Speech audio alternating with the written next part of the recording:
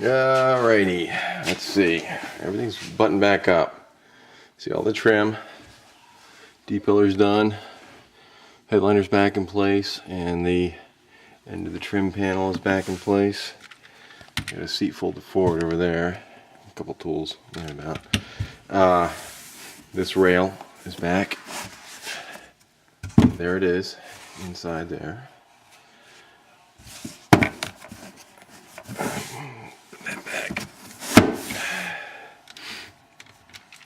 Sorry the lighting is so sucky in here, I can't really see much, but all of the wiring is tucked inside, there's nothing exposed. So the only thing I got left to do is down here, and